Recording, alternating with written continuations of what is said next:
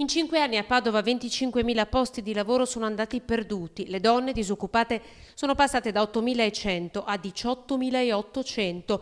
La CGIL oggi al Crown Plaza non soltanto ha dato i numeri della crisi, ma ha anche raccontato di come i nuovi posti di lavoro siano cambiati, lasciando spesso il sindacato senza strumenti concreti per difenderli. Si tratta di lavoratrici e lavoratori che attraverso il meccanismo infernale degli appalti, dei subappalti, di queste catene senza fine, vedono scaricare su di loro e sulle loro condizioni la ricerca forsennata di margini di profitto a tutti i livelli. A Padova i precari senza paracadute sono circa 50.000. Anche qui si è registrato un fenomeno molto forte, chiaramente, di chiusura di aziende in crisi, sono tante e riguardano non solo il privato ma anche il pubblico. Molto spesso chiaramente sono categorie di lavoratori che hanno già oggi meno tutele degli altri. Faccio degli esempi: l'Interporto di Padova, l'azienda ospedaliera di Padova, un centro commerciale, dentro hai lavoratori di ogni genere e tipo con le più diverse tipologie contrattuali. Un incontro voluto dal sindacato a livello nazionale per riflettere su una nuova contrattazione più inclusiva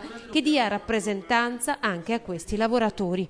Questa è un po' la grande contraddizione della legislazione del governo. A parole si alza la bandiera dei non garantiti, ma a loro non si dà niente. Nel frattempo si tolgono quelle garanzie, quelle condizioni che caratterizzavano fino adesso il lavoro standard.